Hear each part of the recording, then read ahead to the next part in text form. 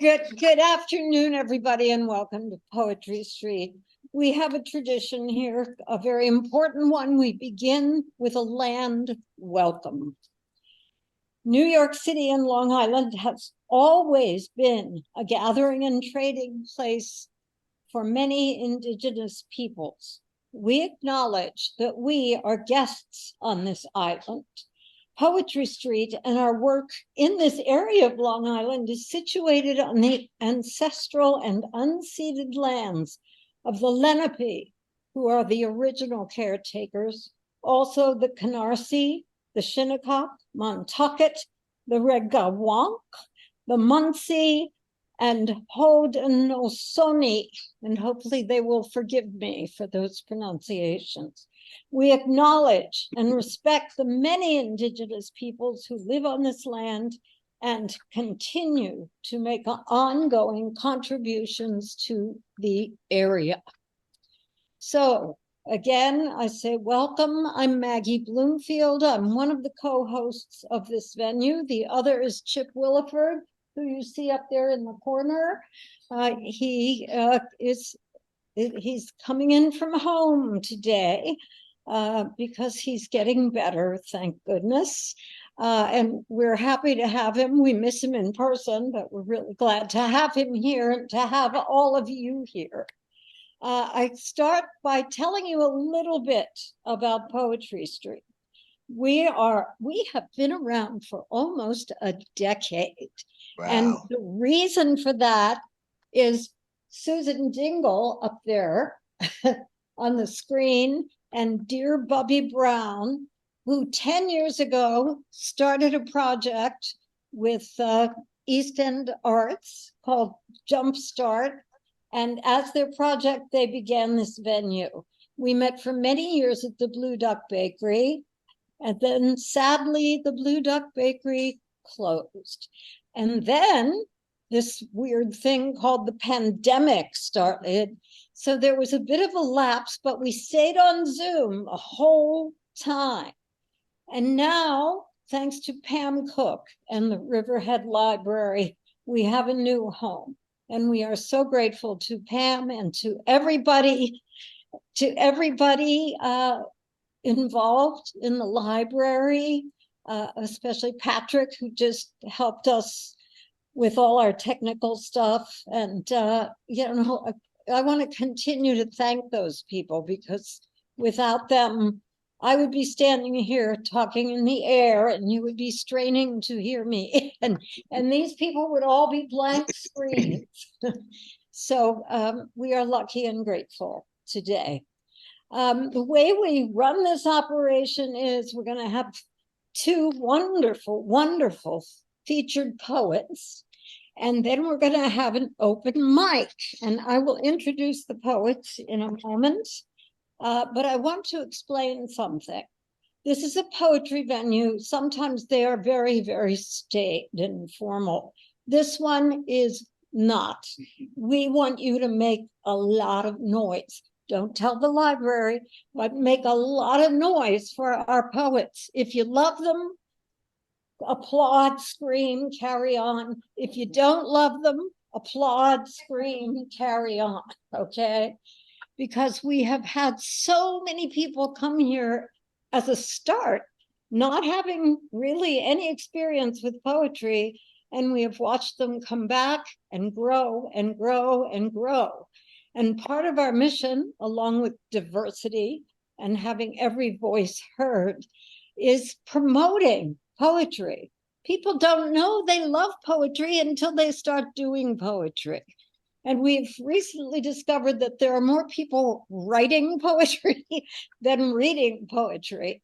We want you to get familiar also with this wonderful genre. So after the features, there will be an open mic. If you would like to read, make sure you're signed up over there. When we get to the open mic, we ask you to read one poem, hopefully not your entire memoir poem, one poem, because we want to make sure everybody gets to read. So that's an important thing. And if anyone overextends, I think, Claire, you got that hook. Oh, and I want to thank Claire, dear Claire. She set up for us today. She does Zoom for us every month. And my God, I don't know what we'd do without her. She's the best. I also want to tell you about the community poem. And I do not have that poem right at my fingertips, but I'll get it before the open mic. The community poem jar is back there on the table. And for the Zoom people, you're going to do this in chat, okay? Oh, look at you all. It's so nice to see your faces.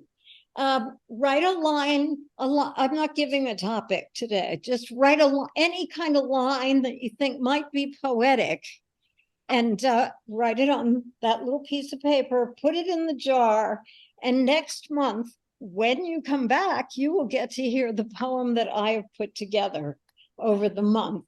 And it's kind of fun. But if you don't come back, you don't get to hear it because we only read it one time. Okay, I think I've pretty much covered the housekeeping and the introductions around the venue. So it's time for our wonderful features for today. And I am so proud to be able to introduce them. First up today will be the very wonderful Bernard Hicks, who did feature for us a long time ago. We are so happy to have him back. He's also known as Be Solid the Poet. He's a returning feature after it's been way too long, Bernard. Bernard is a Bronx-born citizen and proudly Harlem-reared from the age of 2. He is featured in many Long Island poetry venues. Bernard likes to think of poetry as a gift of humanity, the soul of our nature, and the language of the arts. He hopes that as you listen to his writings, you digest them and let the words nourish your thoughts. Help me welcome Bernard Hicks.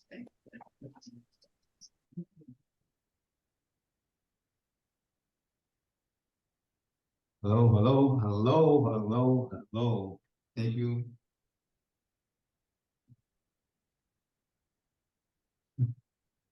Hello, everyone, and thank you, Maggie. Thank you, Chip. Thank you, everybody in Zoom land. Thank you, everyone, for having me out today. I'm excited to be here. Thank you to my wife, Valerie, for her invaluable behind-the-scenes support in front of the scene, as well as behind my personal hairstylist right here. So thank you very much. Thank you to my daughters, Portia and Mercedes, for your continued words of support and encouragement. And special thanks to my composer, Rob, for his original music scores that adds special spiritual touch to my poetry. Thank you, everyone. Zoomland, thank you, everyone, very much. I hope everybody enjoys. Give me 1 second. Yes. The first poem I will be reading for you, entitled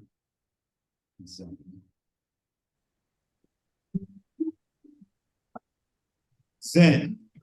I'm here to block out the noise, trying to find and live in my Zen. Some say is here with us on earth. Others say is when your spirit begins its transition. Zen, a state of calm attentiveness, where one's actions are guided by intuition, a state of peace in achieving nirvana, a state of self-reflection. Growing up in New York City, the value and appreciation of nature was rare. Skyscrapers blocked out the sun and often created a haze. The urban forest of buildings, a perpetual maze. Every day, Mother Nature shows up to work, defending us from the bullies of polluters and pollution. Polluters doing everything they can to test nature's strength. She's been on the job since the creation and hasn't had a day off since. The earth was given to us all to inhabit freely, with an emphasis on the word free. The audacity to release deadly chemicals in the air, not caring how future generations will breathe. The flame that burns fluorescently bright, the same flame that illuminates and warms the night's cold, the flame around a campfire where generational stories are told, the ancestral footprints that the waves washed away, the tears left in the sand that won't wash away. To every newborn that was held to the moon and blessed by sacred voices of the past, prayers said for safe travels throughout life. Some steps will be taken by faith, others taken by sight. What is taught and spiritually given to one generation is expected to be paid forward to the next. Jewels of wisdom are to be passed around, never to be secretly kept. The discussion of faith versus luck, knowledge or trust, nature or nurture, conscious decision or inherent intuition. Wouldn't it be great to be able to have an intelligent debate, understanding the goal in agreement is to share intelligence from the same plate, to be able to listen to facts and value opinions, to agree to disagree with no ill feelings. Every grain of sand has a story. Every second that goes by creates history. Every secret has a voice. We live in a world of choices, so value your choice. In a world of noise, chaos, and distractions, in a world trying not to let you win, do everything in your power to find and maintain your zen. Thank you.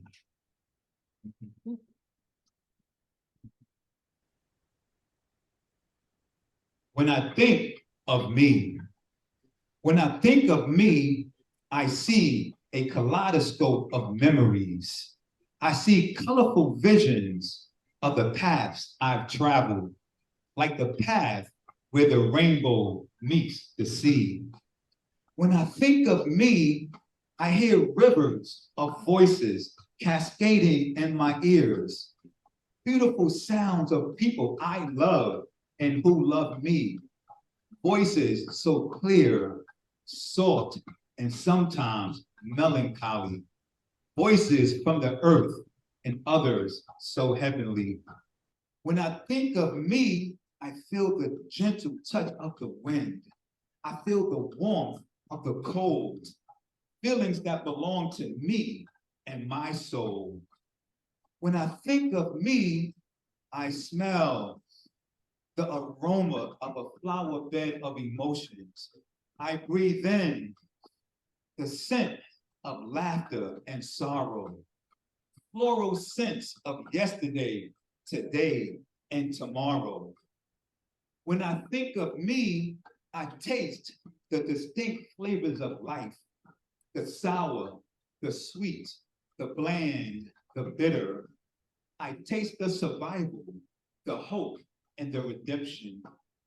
When I think of me, I drop to my knees, look up to the heaven, and pray for those in need. When I think of me, I think of you. I think of us and what makes me, me, and what makes you, you. Think of me. Thank you.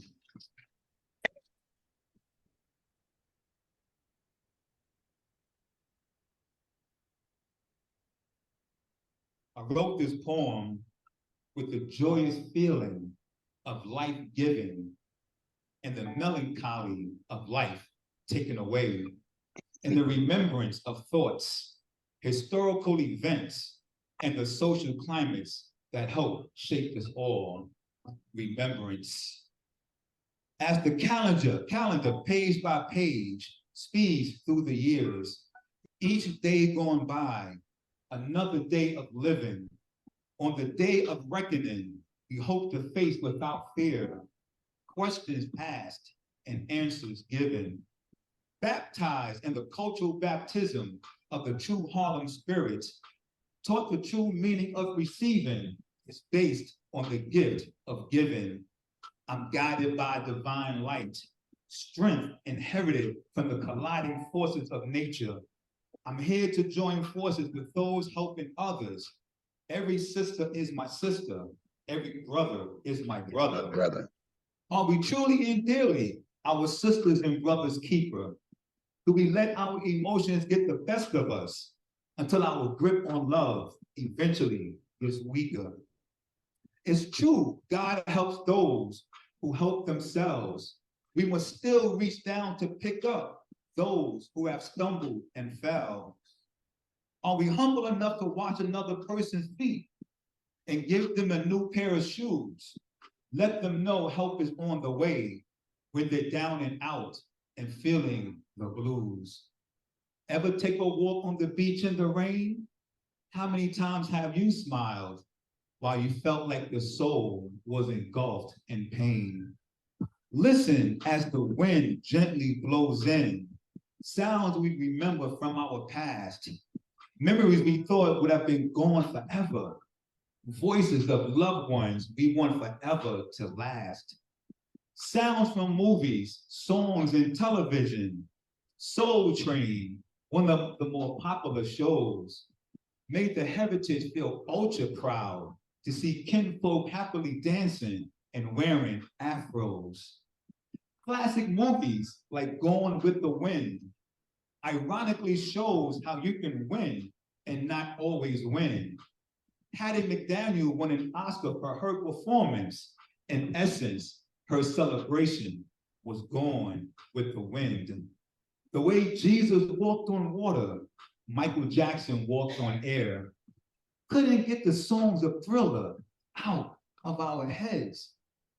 Every kid thought they knew karate because of the fighting style of Bruce Lee. Every kid thought they could box from watching Muhammad Ali. As kids, we believe what we see, giving kids a positive image to follow. Picture the possibilities. The malnourishment in the inner cities, serving up non-nutritious foods. The miseducation in disenfranchised neighborhoods, thinking going to jail is cool. When the cell door closes, metaphorically, the gates of hell open.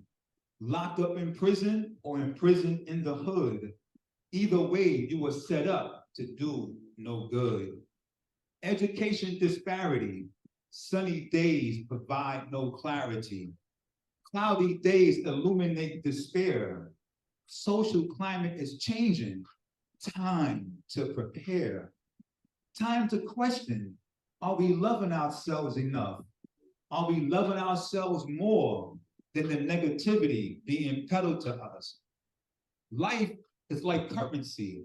It comes and it goes. The way we spread love shouldn't be determined by the way the wind blows. We all want to be young forever and learn from the mistakes we've all lived through. We want to quench our thirst for longevity and drink from the fountain of youth. Sunrise and sunsets, the birth and the death, being hopeful for the future, sorrowful for what may be left. Remembrance. Thank you.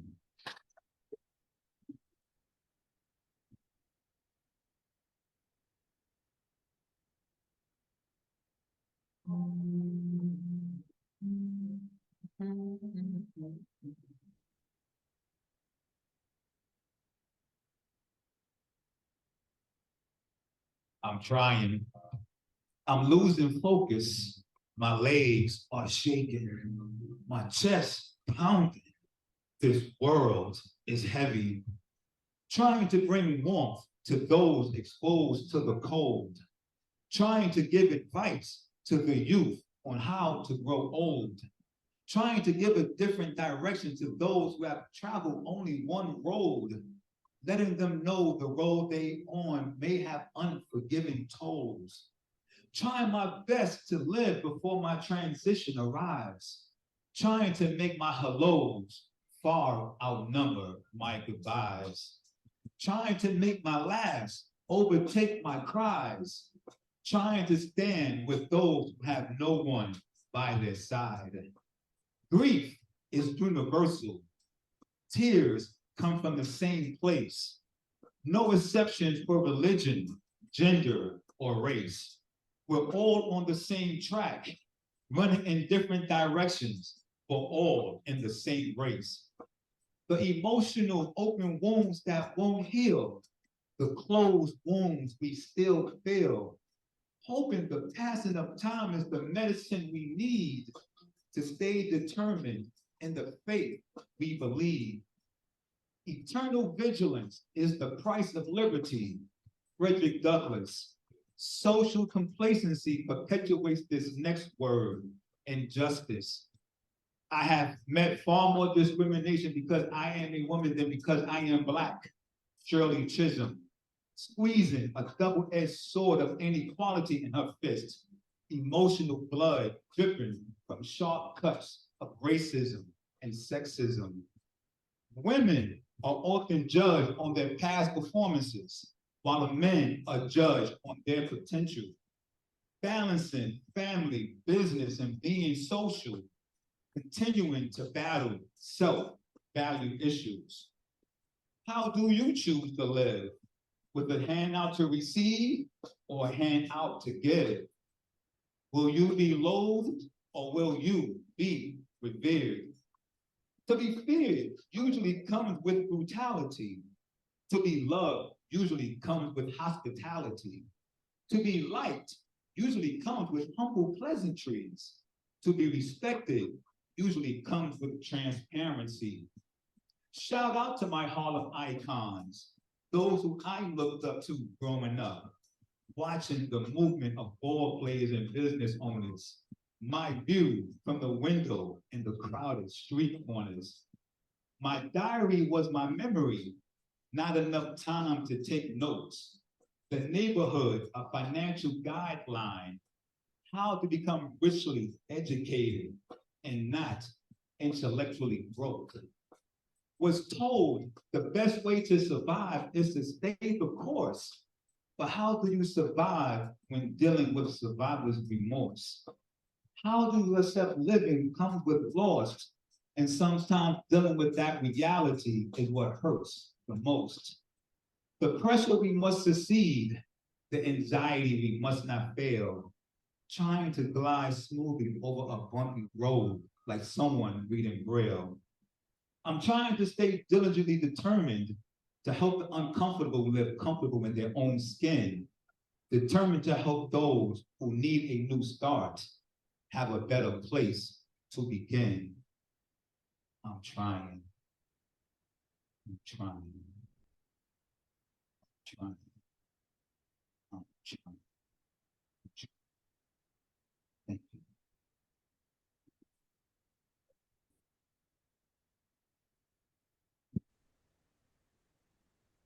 Maggie's your stage now. Wow, let's hear it. It's not just the writing, but the wonderful way that it's presented. I absolutely loved every word of it. Very powerful. Oh my goodness. Wow. Okay. Before we move to the next feature, one thing I neglected to say before was about the community poem for our Zoomers. If you just put a line in the chat, Claire will send me those lines so you can be part of the community too. So far, the afternoon has been incredible. Excuse me. And now we're going to move on to our next feature, who's a good friend and a wonderful poet, Kathy Donnelly.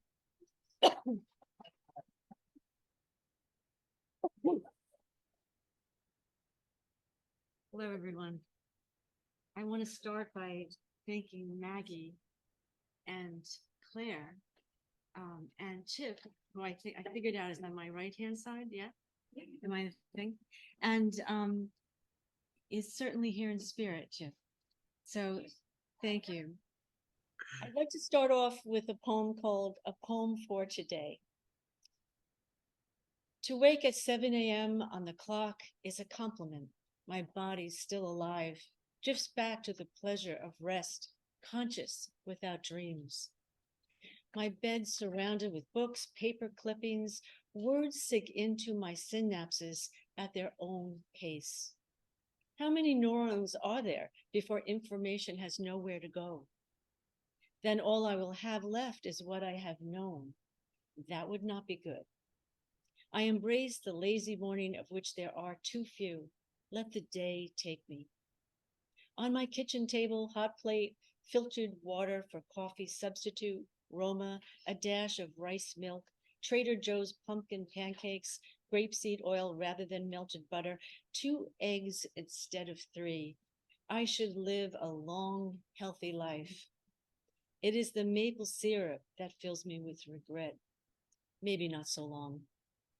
Today will be different than all the others. I say this at 7 a.m.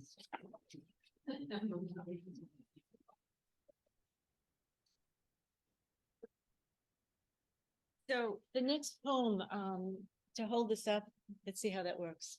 So you can see a table here, and it's made, it's a carpenter's work, but it's more than a carpenter, it's an artist.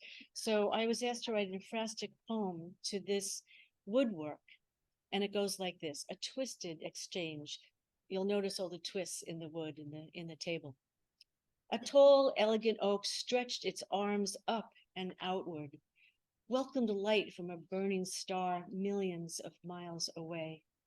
Its roots drank, underground stream flowing endlessly. The oak breathed carbon, exhaled oxygen. We took it in.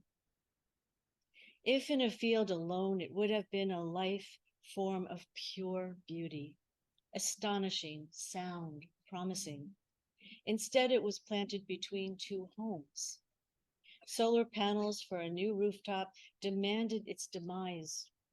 Slowly but surely, each branch cut into pieces with a chainsaw crashed to the ground, turned to firewood, wood chip, sawdust.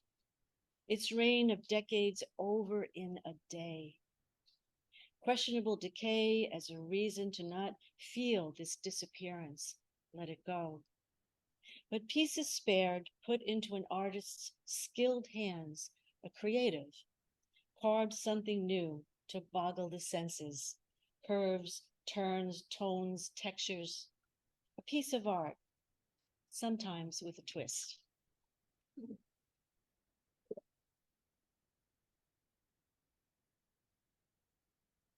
So it is actually almost November, and this is an old poem, and it's almost November. I awakened this dark morning to sounds of winds so strong. Trees bend in their directions, leaves tear from their connections, violent passion in the air. Dense gray clouds, rain pours down at an angle, tires splash onto sidewalks, drenched cat comes in to stay. Looks like evening hours all day long. I expect to batten down the hatches, keep mayhem outside, but when I open the door, to my surprise, it's warm. And so I welcome into my home for a while wild, chaotic winds, their sounds and smell. The passion can stay.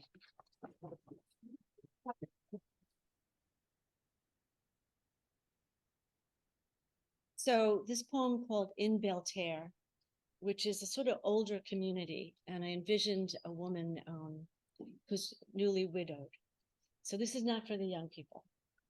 In Belterre, she put down her ink pen, pushed away her paper, stood up from her soft cushioned chair that had come to fit, reached up to lift her coat and scarf draped over an open door, buttoned up to brace crisp air, unable to think of anything but you.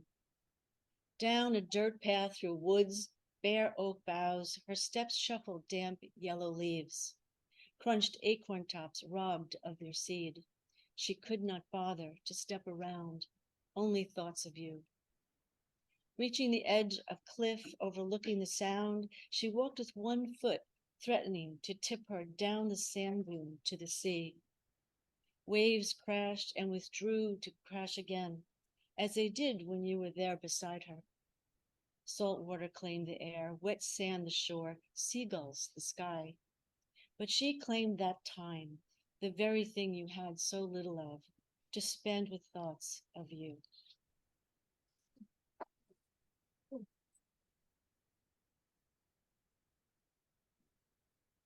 So, you know how beautiful this gift from God, a forest, is. And it's so tragic to see them burn or be cut down for industry, homes, dead of winter. On a December night, all is still. No wind rustles through frozen shadows. Snow-covered tree trunks sigh quietly, wait for the warm sun to come to their rescue. They'll wait. Brown leaves dead and gone, buried under frozen snow, numb, having severed all ties, protect their mother's roots, purpose in their demise. This is a night for reflection. A walk through these woods is a solitary tryst. No one ventures out to meet you. Stand still. Just try to be one of them until you breathe. Give yourself away.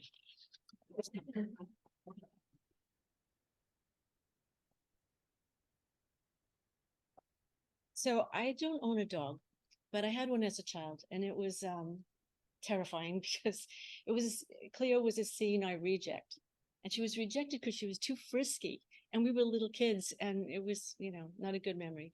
But I wrote this poem, licked in the face. No. So this is just a poem. For anyone here have dogs? Okay, so you'll appreciate what I'm going to say here, especially you guys. To love a dog is to know love is messy. He drools in his slumber, flatus at the most inopportune times, makes an odoriferous sound, no apologies. He chews, oh, where's Judy? He chews with his mouth full, chunks cover a 3-foot radius, leaves it for someone else to clean up. He barks for his wantings, expects his mind to be read, service toot sweet. His footprints are everywhere after walking through the yard trails of yellow dandelion, green pieces of grass, brown mud from under the sprinkler, shredded petals of red roses. His toys are left strewn about. I trip and nearly die every day. He seems to be oblivious, perhaps busy sorting out all the problems humans create in the world. He likes my music, closes his eyes, rests his head on 2 paws next to the speakers, howls with the high notes, groans with the low. I wonder if he would change the record if he had fingers, flip it to the other side. He loves everyone who walks in the door. Not having to live with him, they love him back. After their initial assaults, every day a challenge, forgive him his trespasses. I wonder if he forgives mine.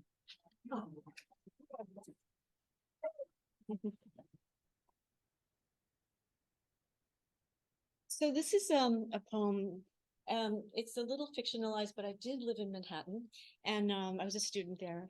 Lived in a dormitory with 100 girls. Anyway, you see all sorts of things. So this poem is called The Beggar.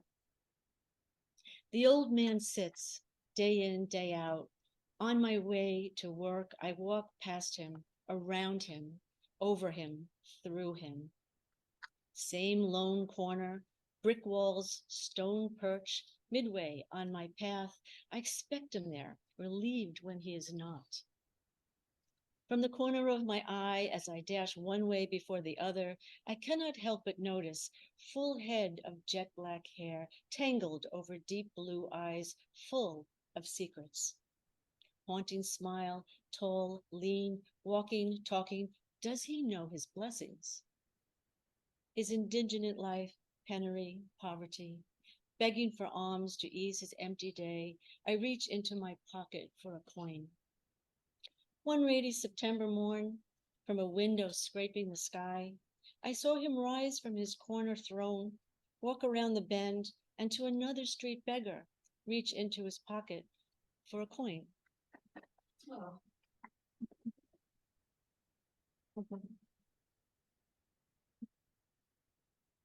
So this is about people that live together, and it's hard to maintain something forever, but many people do, God bless.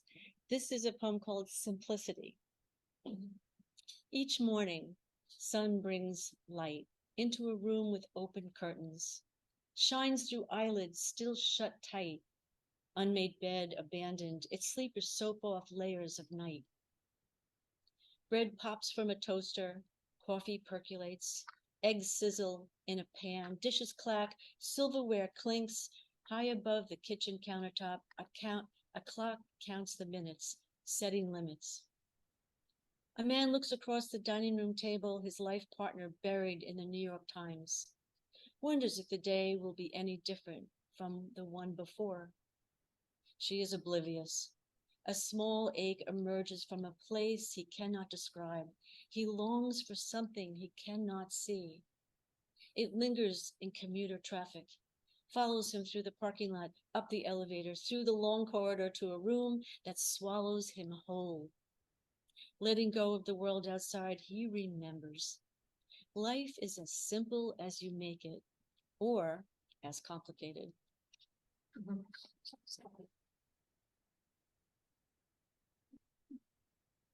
So I'm not telling anybody how old I am, but you may appreciate this. Not you younger people, right? Mag, she'll know. Lost thing. It was once in my hand. I held it, used it, owned it. I know this is true. I swear to God. I have forgotten to remember where I put it, only discovering now that it is missing from its original place. I don't remember forgetting it, leaving it behind. It so completely escaped me to take that extra step. As I search for it, retrace those steps I can recall, I find myself in the searching, a new person, aged, forgetting things. I need for it to have a conscience and miss me as much as I miss it. Find me, after all, I'm easily found.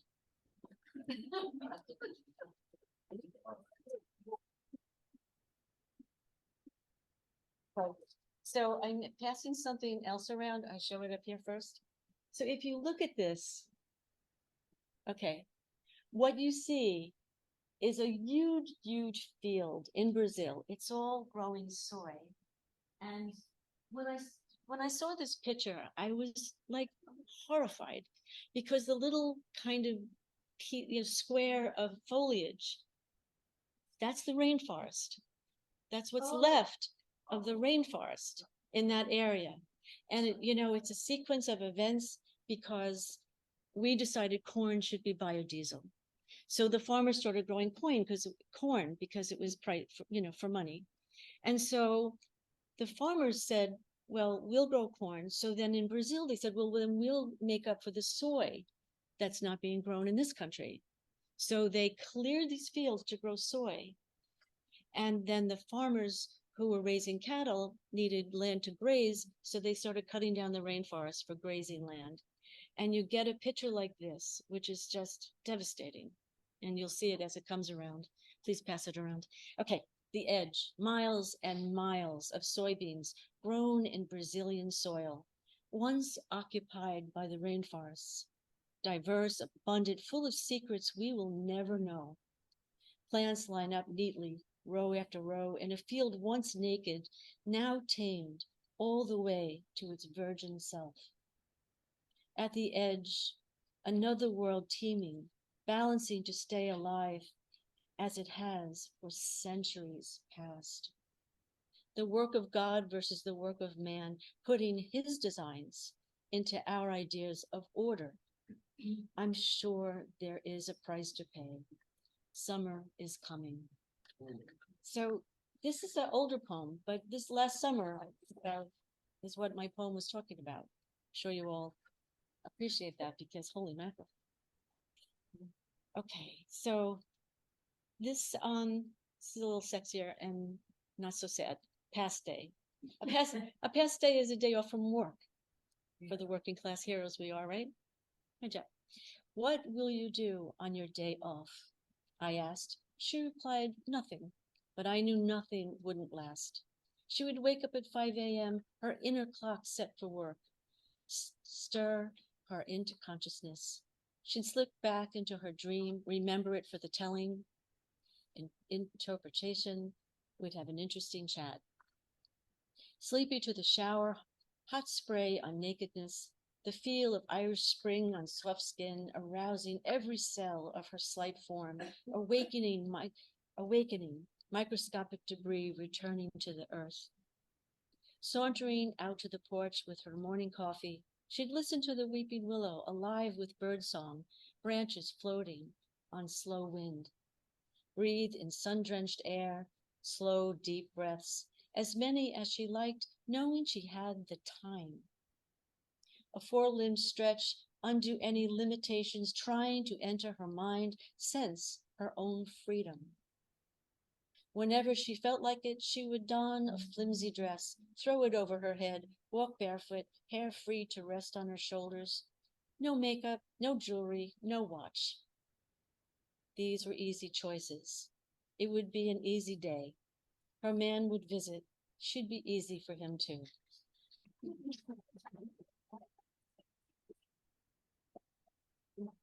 Okay, so two more.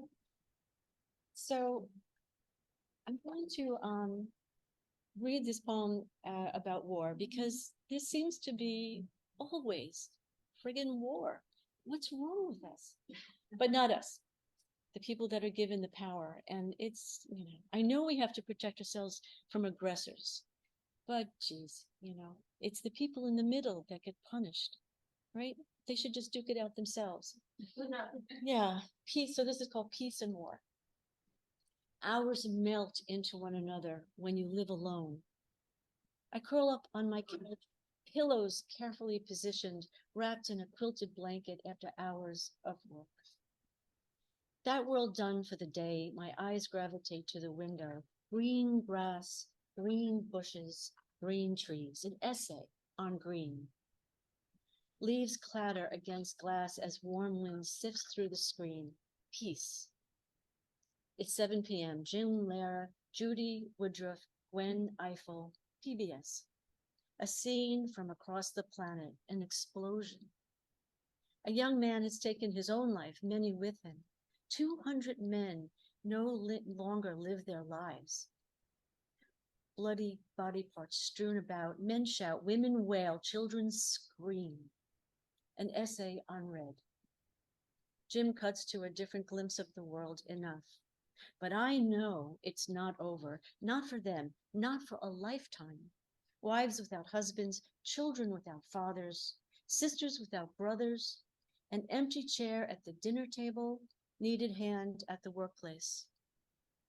What would I do without my legs, my arms, my face disfigured, my mind lost, loved ones gone? Maybe one of these things? No. The wind catches old brown leaves left behind by winter. They clatter against glass as warm wind sifts through the screen on this peaceful spring evening. Is it freedom we war over?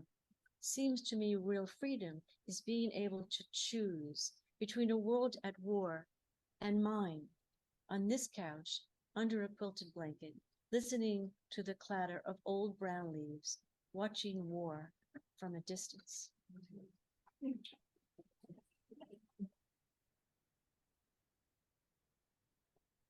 You just wish that people would get in their cars and get out of the way. Get out of the way and not get hurt and go back home and fix everything when the thing's over. But it's like collateral damage, right? And okay, so these are questions for you. And they're called awkward moments. I can't see everybody. Okay. Do you go when invited as a guest by someone who was actually invited when you know who is having the shindig and should have invited you? Yes, no? Do you pay the check that comes on a first date when the man is indisposed, knowing if you do, you will never see him the same way, nor he you, and if you don't, he might think you assume? Do you join a friend who is joining a friend, knowing your third-party presence changes the conversation. Right? Do you go to a gathering by yourself, not wanting to wait for your late friends, knowing they will find you there, not knowing where you were?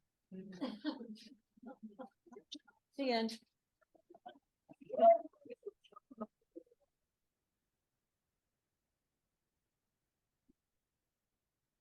Kathy, you have such a lovely sense of humor. Let's hear it for Kathaleen Donnelly.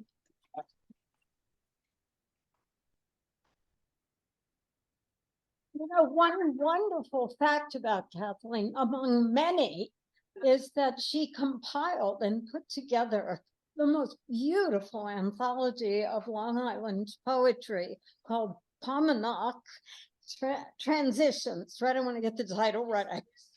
There's 3. Can I brag about this? Yes, of course you may brag about it. So having been in photography. We can't hear her though.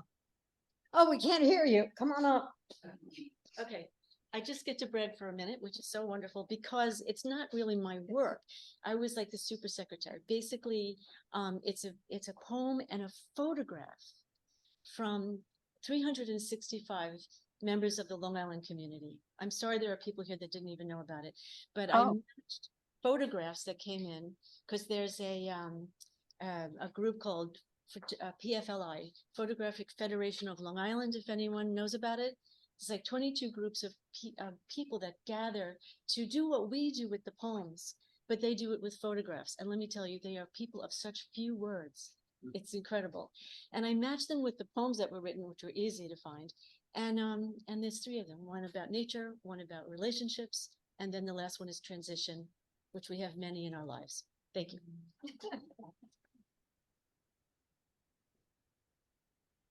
And it's a beautiful book. You should buy it for sure. Let's hear it again for our fantastic features, Bernard.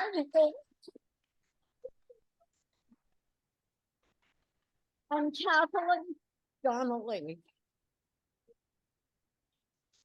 Thank you, Kathleen.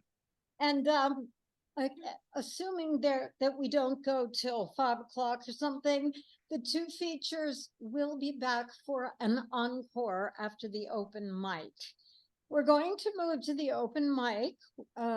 Claire and I are going to collaborate on this because we will have our wonderful Zoom people also sharing their work with those of us in the library. I'm going to start with somebody who has become a family member at Poetry Street. He is a force in Suffolk County. He runs his own venue. We love him very much. Please welcome Bill Batcher.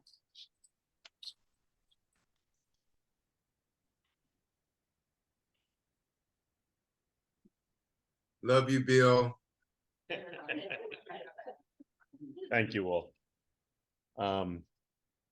3 years ago, my wife and I celebrated our 60th wedding anniversary, and we didn't know it would be our last. A few months later, she passed away. So my life since then has been filled with many changes and many surprises, and the biggest surprise of all is that one could find love again. So this is called Again, and again with a question mark. How much love would fill those 80 years? How much laughter? How many heartaches, tears? How many I love yous would cross the tongue? How could we know when we were oh so young? I miss the twinkle of those eyes, the glances, miss the whispers, miss the taking chances, miss the tender touches of that hand. So I still wear and always will that band. As one we started young, as one grew old, with so many magic memories to hold. I am the most heaven blessed of men. So how could such love find me yet again? Thank you.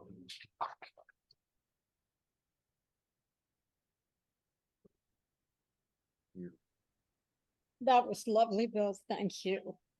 We actually have more readers, I think, on Zoom. So Claire, do you want to bring the first two readers up? That would be Herb. You might have to repeat it for Chip. It would be Herb and then Carol. Herb. Hello. Okay, you hear me all right? I guess. Okay, very thank you. Okay, I'm gonna read, you just were mentioning harmonic transitions. One of my in it. That's the book. A beautiful book. Okay, this is on September 28th, and it's September 28th, 1978, 5 years and 3,000 miles later in Eisenhower Park, the city of Orange, California. It's cold. Today's unusual for this part of the world. The wind is whipping wildly. Foxgloves and buttercups bow back and forth. Clouds crushingly race past the sun, and brown leaves are blown down, soon scattered here and there.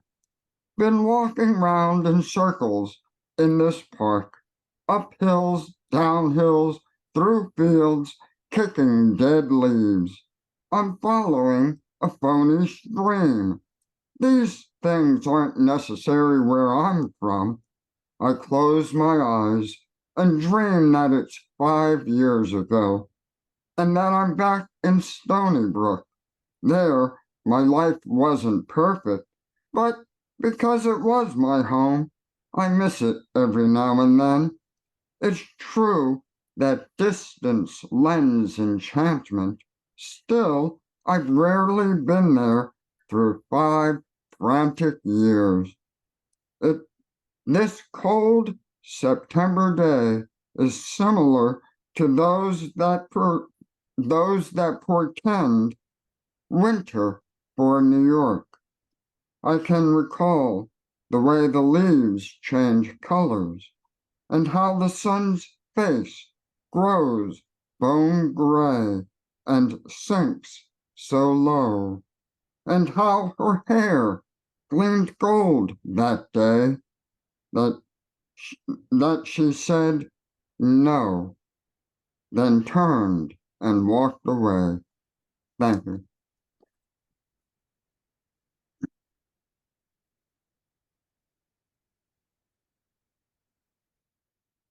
Okay, thank you, Herb. Next up is Carol. Okay. Yeah. Good. Okay. Where does the wind go? Sailing along, the wind at our back, and suddenly we pause, going happily on a journey, only to have the wind stop and even change direction. So is life. You sail along like all is fine. One day, you have no worries, and the world is a wonderful place. And the next, illness, accident, or death. Along the same track, where does time go?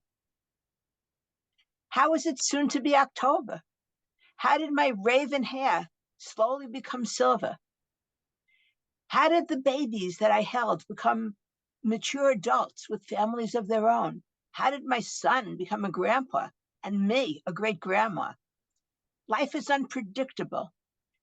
It's a progression that travels and twists and turns. Is the wind a gentle breeze or a hurricane? Will we be happy and safe, or will we find misfortune? Which way does the wind blow? Can we harness it and give us power? Will it be destructive? We will have to see.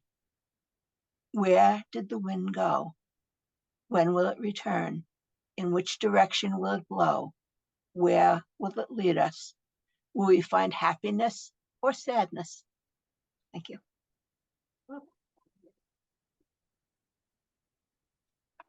Thank you, Carol. Come back again. Oh, you're very welcome. And JR tells me about all the meetings, and I come when I can, and I really appreciate it. Terrific. We love, please, anybody who's new here today, please come back. And if you're not reading today, try to bring something to read. So many people have started here and they just get better as they go along. We're going to move now to our own Steve Rodkin, who I hope will also tell us briefly about his latest achievement, which is formidable. Steve.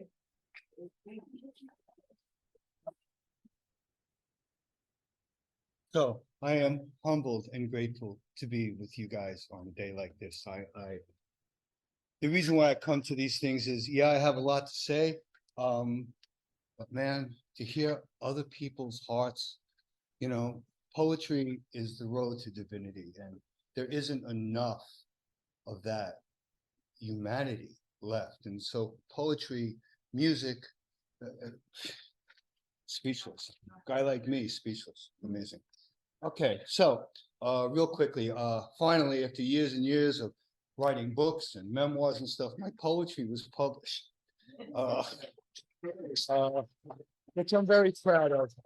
It was published for a children's benefit, Save the Children, and came out in all places UK. And last night I got to read to hundreds of people without ever seeing their faces, and it was a bit scary. But I'm blessed to be here, and this is something that I wrote. It took a couple of months, and then all of a sudden I woke up with the last phrase in my head a couple of days ago. It's called The Next. My great mistake is to act the drama as if I were alone, as if life was a progressive and cunning crime with no witnesses to its tiny, hidden transgressions. To feel abandoned is to deny the intimacy of your surroundings. Even I, at times, have felt the grand array of things, the swelling, unseen presence and its chorus, crowding out my solo voice. How many times have I laid down the weight of my aloneness and uncomfortably eased into a conversation of everything is waiting for you, but not for long. There is a destination in the distance that calls me with a voice of thunder. It is the heart of creation, the end of my quest. I have followed it sometimes, I have followed its sometimes discernible tug through many lands and many dangers, with friends and foes, with loves and loss, with courage and despair. I have sacrificed much to reach this point, but maybe not as much as others. I will sacrifice more before I am done, because that is what love is. The next is waiting. But it is not what I think. It is not a prize or a reward. It is not a place of peace or rest. It is not a home or a haven. It is a mystery and a horror. It is a challenge and a trap. It is a door and it is my mirror. It is everything and nothing at all. It is my past. But I must go. I must face it alone, with no witness to my final act. I must climb its stairs and enter its rooms. I must face its sentinels. I must reach past and see what lies beyond. I must complete the circle called my life and speak my name to the Creator. The next is waiting, and everything depends on me. Thank you.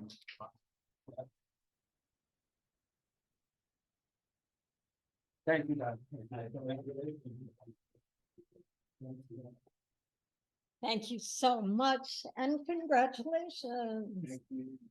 Next up will be our own Susan Semerad, who has joined us recently and is fast becoming a member of the family. And after Susan, we will move to Zoom again and hear whoever the next two people are. That'd be Susan Dingle and Gladys, but we'll let. Okay, Susan, go for it. Please walk around to the right. If you don't Yeah. mind. Be careful of this cord. Well, Maggie said, keep coming back. So I have. And I am also very, very humble to follow these very talented and creative people. So you inspire me. So this is a poem, it's about September 11th. So when September 11th just passed, I took out a poem that I had written the day or so after 9/11. And after reading it, I updated it because that poem that I wrote was filled with so much hope and love. And I found something different for today. So it says, on the day of September 11, thousands of souls journeyed to heaven. Our country brutally attacked from a ruthless, cowardly act, shattered from that fatal blow on that day so long ago. As a nation, we lifted chunks of twisted steel, and with each piece, we believed we'd heal. Heal from the anger and fear that kept us apart. Heal from the hatred that darkened our heart. Believing in our promised land, we came together hand in hand. With hands on heart, we proudly flew, Old Glory's regal red, white, and blue. We were united, however brief, bonded together in our belief, in our grief. But I look back now in disbelief, for that was before the division came, filling minds with lies and blame, and those in power with no shame, inciting the fury in their political game. And that was before school shootings and lockdowns and shelter in place, before banning books and women's rights became a federal case, before indictments and insurrections and a country's disgrace, before a heartbreak and decline of this human race. The enemy believed we'd crumble and fall, defeated like a bug. They thought we'd crawl into that hole of self-destruction and hate. And sadly, we took the bait. For the enemy is not from some far-off land. Oh no, my friend, the enemy is here in our own homeland. But I won't give up. I will still pray that we'll stop looking the other way. For it didn't matter then about the color of your skin. It didn't matter then about your religion. It mattered that you were an American. When scores of people cross from this world to the one above, a powerful message soars on the wings of a dove. The message is clear. Extricate the hate. Cultivate a nation of love. Thank you.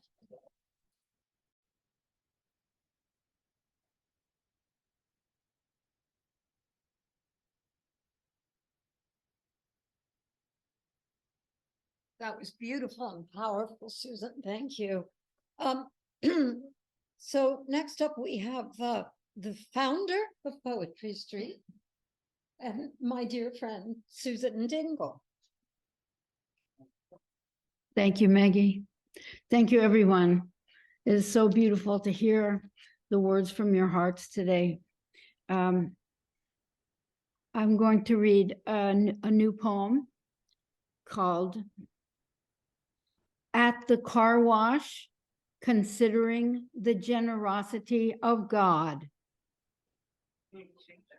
At the car wash, I follow the attendant's gesture to steer the car a little here, then there, upon the track in neutral, and pay more than is asked, as now the track begins to move and my car is enveloped in mist, in festoons of suds. And now the giant brushes come at the car like spinning fir trees as we move steadily along the tracks, undeterred, the brushes tumbling suds and mist all around like a force of nature. So I turn on some music. Why not? To celebrate this special time, set apart from ordinary time, ordinary driving time. Why not Errol Garner jazz piano? Because it's Friday afternoon and this car hasn't been lavished with so much attention in months. So what's not to celebrate? All this chaos of cleanliness in the car wash, every smear of grime forgiven, a jazz melody unfurling inside the car wash, so much force directed toward the purification of my car, such generosity that afterward we drive forth blessed. Thank you.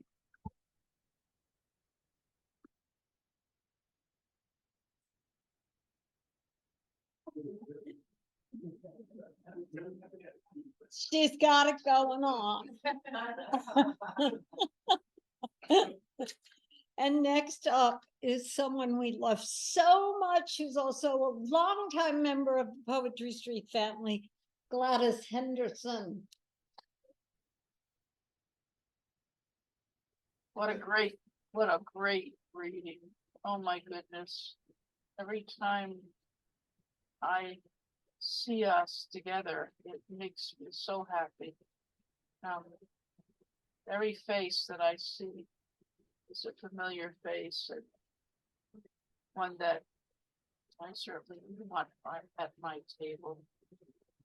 Anyway, thank you. And those who I haven't seen, you should come and hear that thought and prayer. So anyway, thanks so much, everybody. And I'm going to read my poem, Boat Ride to Monhegan Island, which is an island that lays itself 15 miles out to sea. Boat ride to Monhegan Island, Maine. The ocean breaks green when it strikes the island, foams with white, angry spit. A small trawler has stalled our arrival. The crew tries to offload quickly, but the force of the waves makes it a difficult task. The bow bangs against the dock as if it is an enraged creature that wants to escape. Our captain circles the landing ramp, passing through whirlpools of waves he has created. The hull pitches violently, a roller coaster that has lost its track. The few passengers still standing off their knees to avoid falling. We're like a school of fish swimming the harbor, circling in closed rank, changing directions with the force of the tide. The mate tells me it doesn't matter if you fall in. You'll die from hypothermia before you drown. I asked for a life vest anyway. Told him I'll take my chances. I decide to escape my worries during those roller coaster moments by reminiscing. I think of the cedars and their lush aroma in the wind, the softness of your hand in mine as we walked up the hill. Sea fog as it moved off the ocean and flowed down the main road, incensing the Vaughan house where we stay. Beach roses climbing the trellis just as it was in the Wyeth painting, a pantry with spices whose use-by dates were 20 years prior, the lights that were all gas. When you lit them, they popped, flamed high, till you tapered them down, and that nectarine pie, perhaps the best I would ever make, so scrumptious and sweet, with the fragrance of ripe fruit, butter, and cinnamon. Oh my, how delicious the tides of waiting, and the savor of their luscious inconvenience. Thank you.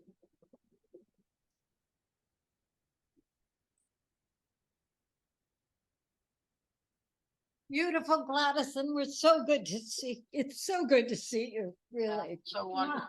We love you. We also love our next poet, our own Nina Yavel.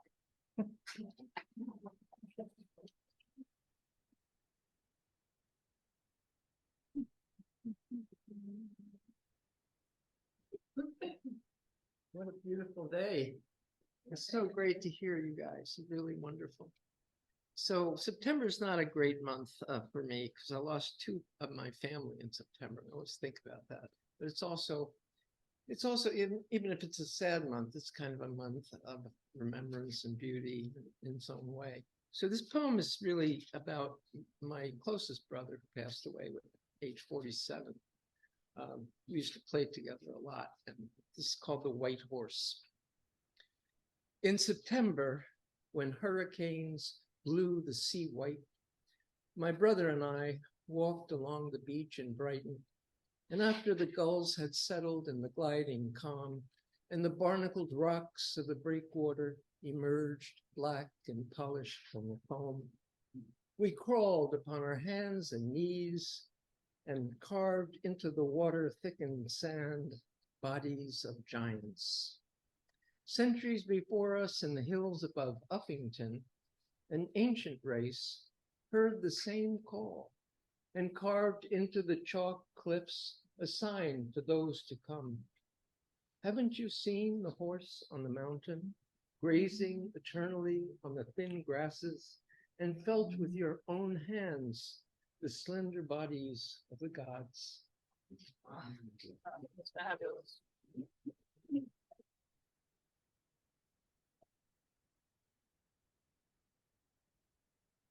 Okay, so I'm not quite sure how many poets do we have left online, Claire? Well, we have Chip, we have JR, and we have Julian Matthews, and then I'll read something not of my own. Okay, sounds good. Then let us start with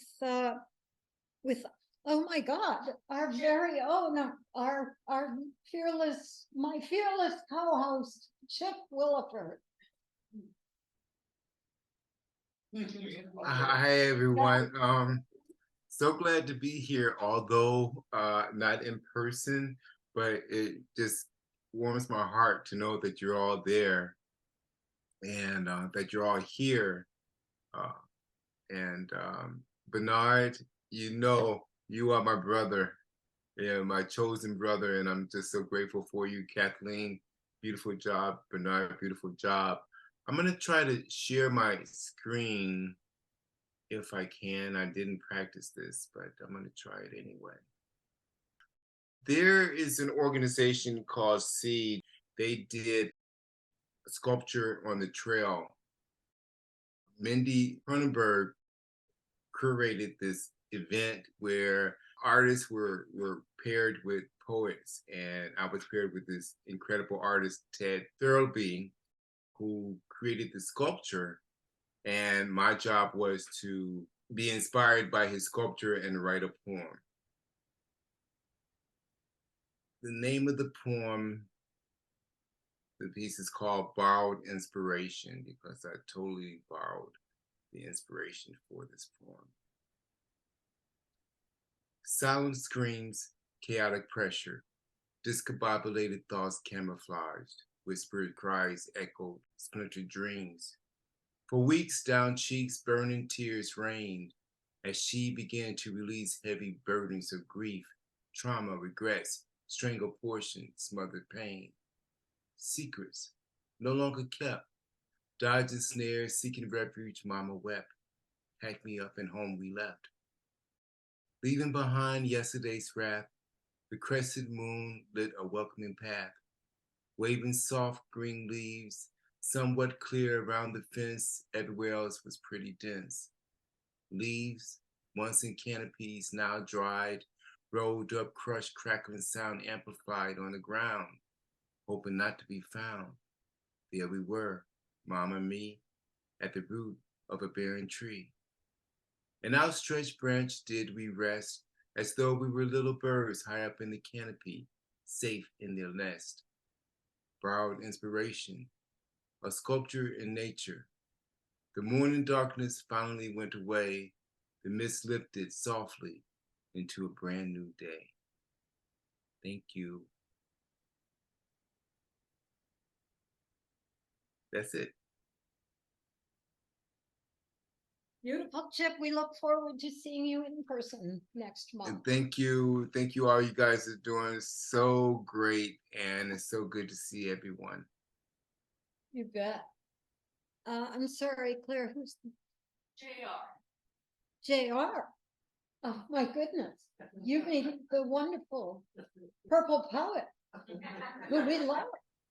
All right, go for it, JR. Thank you. Thank Claire Marie. Thank you, Maggie. Oh, Chip, I hope you feel better. I'm so glad to see you. Bernard, oh my gosh, that was amazing. Thank you. Kathy, oh, terrific. Munchkin is finally quiet now because he was responding to your dog poem. So I picked up Midnight on the Eve of Never, and I thought, well, what should I read today? And this is what it opened to. Yes, Kathy, for you. Although this poem takes on a whole different meaning now. Head games. We're obsessed with hair, tresses, locks, mane, salon sitting sessions, cutting, curling, coloring, pinning, plucking, perming, streaking, tweezing, teasing. Yet it never behaves, never does for us what it does for the stylist. We're never satisfied. Too full, flat, gray, too ashy, sandy, straight, too wavy, curly, frizzy, thin, thick, dull, dry, damaged, processed, poofy. Pigtail, ponytail, braids, bobs, buns, bangs. It doesn't matter. We hate our hair. We've tried everything. pH balance shampoo, wash, rinse, repeat, oil treatments, beer, lemon, eggs, conditioning, moisturizing, clarifying, detoxifying, an inch growth each month, too fast, too slow. We're fed up with our hair. We style with gel, mousse, sculpting spray.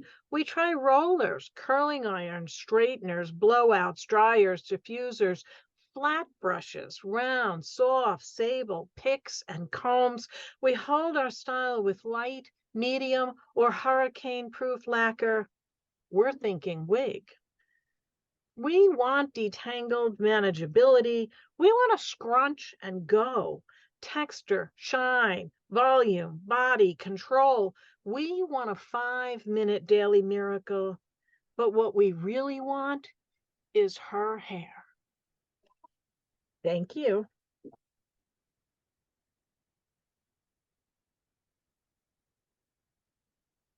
Wonderful. Beautiful. Thank you, Judy.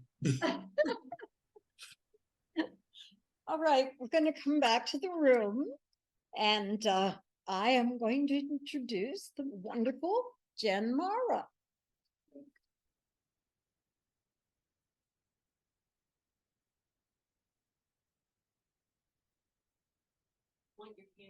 I was you know what? The trick is do nothing. Nothing. Don't even comment. It's true. So I really wanted to perform this without reading it, but I just finished writing it and I'm scared I'm going to miss like that pivotal word. So this is called Taxi Driver.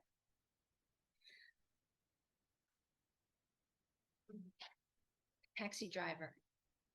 I sit in back and he tells me of his life. He sends his wages to his sisters and mom in a country south of Texas in a province unknown to me. The woman he loves has long hair in which she wears a daisy, always a daisy. He is long in her past. He goes on to lament the lack of community and caring in New York, but says he is lucky to be here so he can support his family. Now he points a thick forefinger to a creased picture tacked to the dashboard. I see 4 women huddled close, smiling, big. He hopes to see his mom once more before she dies, but assumes he will not because of borders.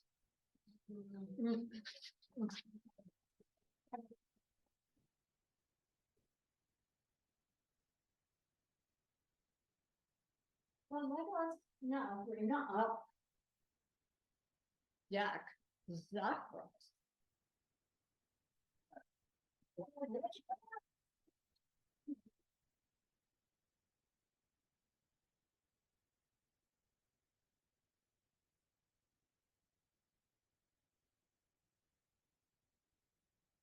Hi, everybody, and thank you, Bernard. Thank you, Kathy, for the wonderful features.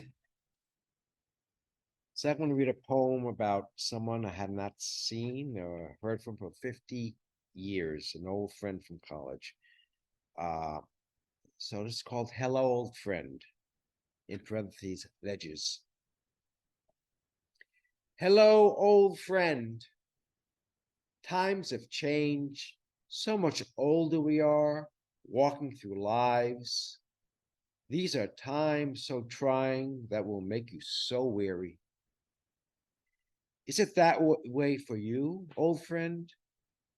We were two sensitive souls in our youth. We were so vulnerable at times. We would sit on a ledge overlooking a grassy hill. We spoke of ideas and feelings we longed to share. Old friend, memories followed me, and I guess memories followed you. 2 times I visited that campus, and 2 times I had to sit on that ledge. Old friend, there have been other ledges and rocks, and I sat on them with kindred souls. There have been altars of love, platforms of speaking truth, day after day of the holy mundane, and now speaking words of poetry. Yes, even speaking words from a gazebo in what was your old hometown. Oh, I've had a life, old friend, putting myself out there, shining lights in dark places, caring for my family, being there, saving a life. Old friend, we now speak from virtual ledges. In this new world, words, thoughts, and feelings can travel so far, so fast. Yes, I still speak from ledges. I still speak from the deep. I speak overlooking new horizons, not knowing where these words may turn up again. Thank you very much.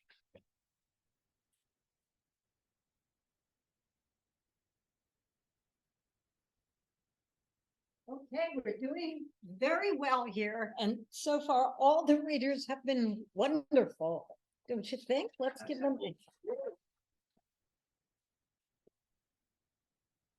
Well, let me ask first if I've missed anybody in the room who would like to read. Is there anybody? And Linda, I'm looking at you. No, not today. Okay. We have a couple more on Zoom. Well, we have a late arrival on Zoom, and it's Bubby, and we're hoping he has a poem to share, even though we can only see the top of his head. I thought I recognized the top of that head. Bobby, do you have a poem for us today? Looks like No. Can you hear me? Yes. Yes. Wow. Wow. Bernard, Kathy, you guys are incredible. Incredible. I feel like every time I hear features like this, it gives me strength. It really gives me strength. And I just love what you've been doing. But carry on, and hopefully I know that I'll be over this COVID before the next event. And I will promise you I will be there and I will read. Honest. I got something for you. You too, Bubby? I got COVID too. Oh, it's horrible. Mine, I can't really complain about it because I tested positive, but I never ever really felt sick. I didn't have a temperature or anything. So my wife let me go out and cut the grass and do all that stuff. So it couldn't Well, feel God better. bless you guys. God bless what you are doing. I'm strengthened by what you do. Thank you. Carry on. Let's hear it for getting over COVID.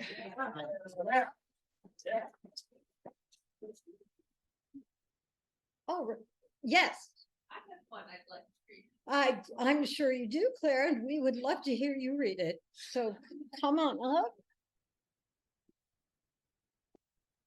And after Claire, Julian Matthews is back on with us. So hopefully she will read afterwards. Julian Matthews after Claire. Wonderful. Yeah. Hopefully he'll read with afterwards. Let me pretend to do this the right way. Okay. This is a poem by a nun that's published in a book as a preface. And given the weather today and all of last weekend, I thought it might be appropriate. Can you hear me in the back, Mike? Excellent. I built my house by the sea, not on the sands, mind you, not on the shifting sand. And I built it of rock, a strong house by a strong sea. And we got well acquainted, the sea and I, good neighbors. Not that we spoke much, we all met in silences, respectful, keeping our distance, but looking our thoughts across the fence of sand. Always the fence of sand, our barrier, always the sand between. And then one day, I still don't know how it happened, the sea came without warning, without welcome even. Not sudden and swift, but a shifting across the sand like wine, less like the flow of water than the flow of blood, slow, but flowing like an open wound. And I thought of flight, and I thought of drowning, and I thought of death. But while I thought, the sea crept higher till it reached my door, and I knew that there was neither flight nor death nor drowning. That's when the sea comes calling you. Stop being good neighbors, well acquainted, friendly, from a distance neighbors. And you give your house for a coral castle, and you learn to breathe underwater.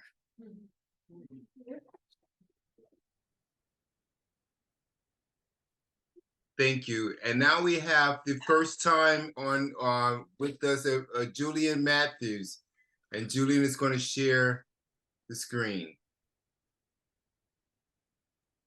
Hi. Hi. Welcome. Thank you. This is called Unfinished Business. Unfinished business.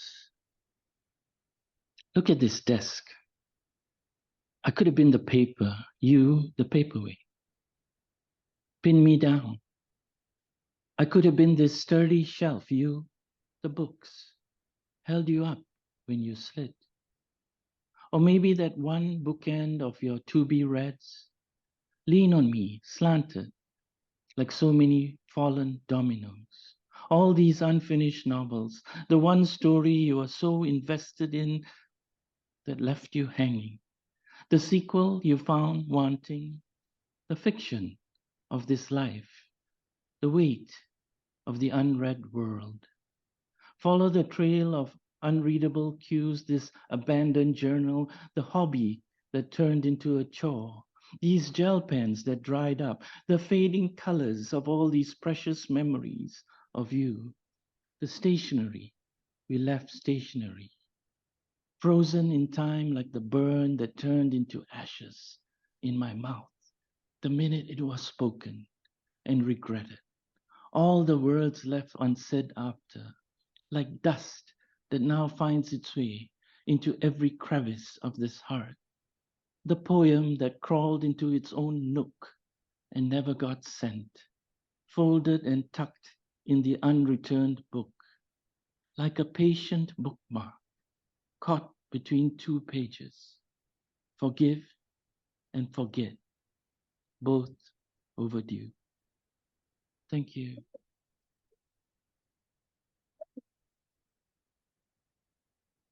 Julian, that was gorgeous. Please come back. Please come back to Poetry Street. Yes. Okay, in a minute, well, first of all, thank you all. But in a minute, we're going to bring back the two features to do each one poem. There are two little things I want to read you, but they have disappeared. So I will read you one little thing, which is a poem of mine. It's an old poem that I dug. You know how sometimes you dig up a poem that you haven't seen in a long time and go, well, that's not too bad. So I'll read it to you. It's called Ode to Elizabeth Taylor. 1,000 poems surely have been penned to the glory of your face. Violet eyes are rare, especially with raven hair. Anomaly of God's handiwork, you hovered, naughty angel of beauty. Your legend is more persistent than Cleopatra. Your Richard, the Camelot we all fantasized. Your struggle with weight inspired us out of obesity. Come back. Magnetize your fat pics on our refrigerators. Come back. Wreck another home. Come back, Elizabeth. Marry again.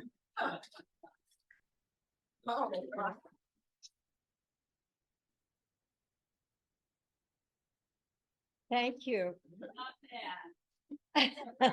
Bernard, would you like to come back?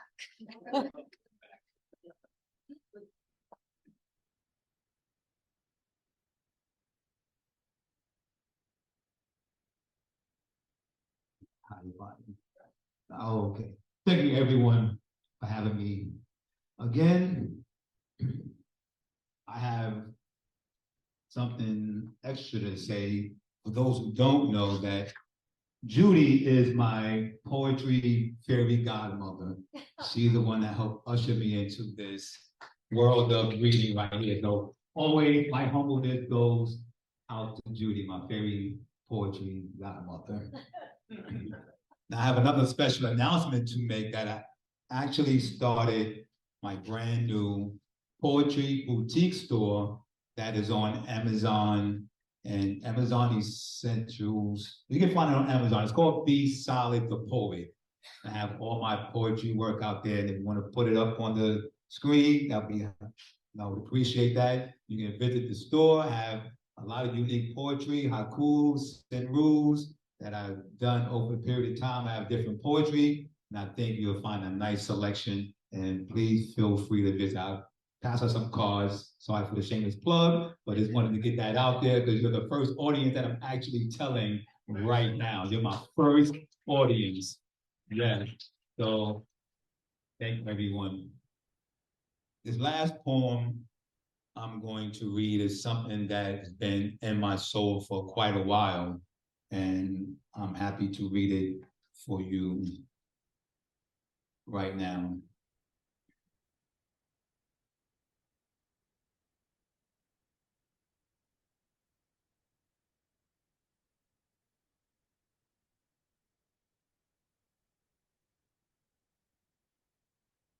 Having or showing mental or moral strength to face danger, fear, or difficulty, showing courage, brave.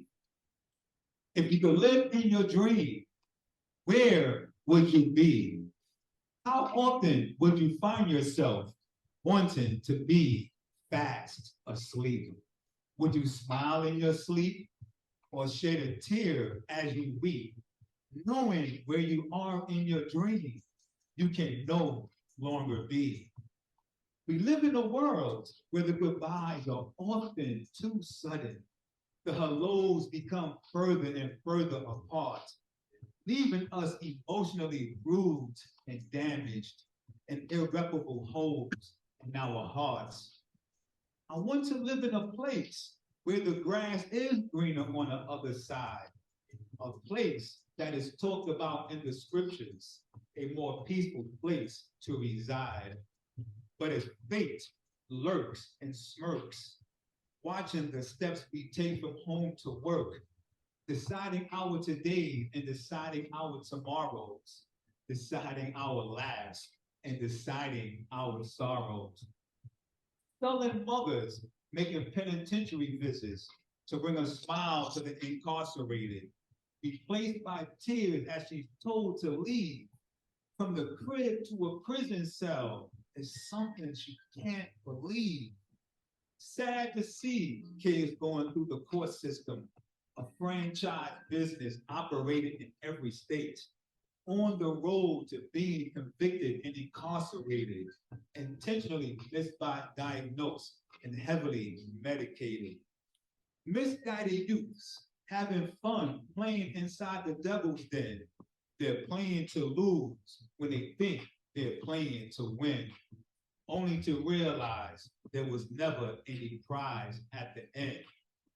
Be solid, the Harlem-bred truth teller, the peace ambassador, helping the youth choose the right room by choosing the right door, helping them make sure the risks don't outweigh the rewards, letting them know the deeds they perform in life should be done for a good cause. Was told on a daily basis to the best complete my chores. It will help build character and help correct character flaws. How wonderful it is that no one needs to wait a single moment before starting to improve the world, said by Anne Frank, a brave young girl. I'm starting with the man in the mirror, Michael Jackson. The time is always right to do what is right. Martin Luther King, immediate action. We did not come to fear the future, we came to shape it. Barack Obama, freedom, liberty, and the pursuit of happiness, we must take it. There's often a misrepresentation of what is tough or brave, often attributed to those who misbehave, not for those whose lives, but for others to save. We must assign it to those who walk the path where no path was paved. Rosa Parks, I ain't moving. Harriet Tubman, I ain't staying. Rosa Parks, call the police. You'll have to arrest me. Harriet Tubman, everyone, let's go. Everyone, follow me. That's bravery. That's bravery. That's bravery. Thank you.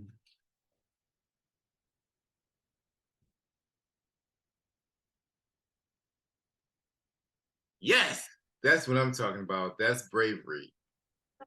Thank you, Be Solid. And another one from Kathy. All right. Give it up for Kathaleen.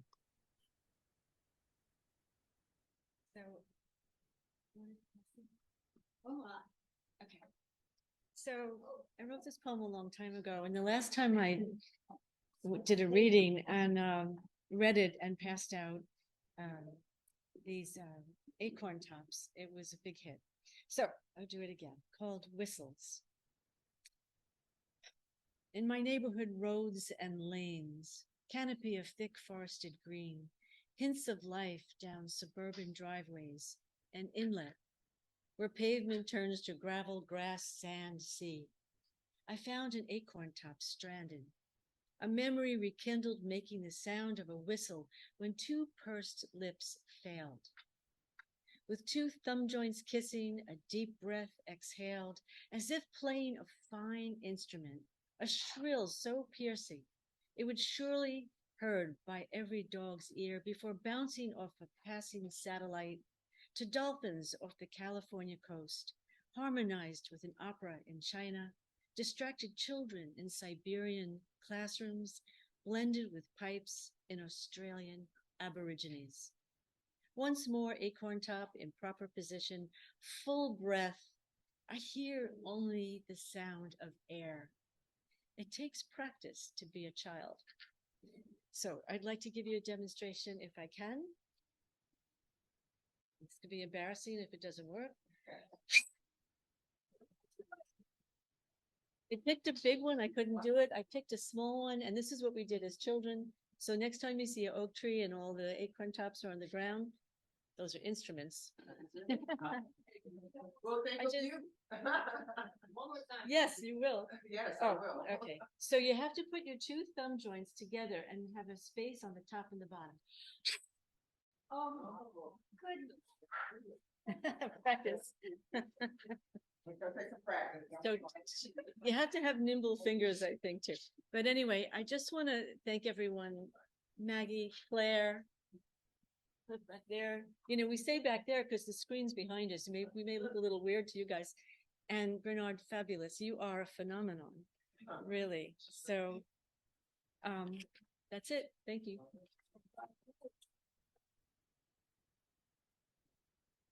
Let's hear it for a wonderful afternoon of poetry. Thank you. You guys are the best. Thank you so much. Thank you all for coming. Next month, the last Saturday of the month, we will have Gail Teller and Russ Green and a third surprise poet. So tune in and come in. Have a great day, everybody. Bye-bye. Bye, everyone. Thank you so much. Bye, everyone. Thank you. Love you Love you all. guys.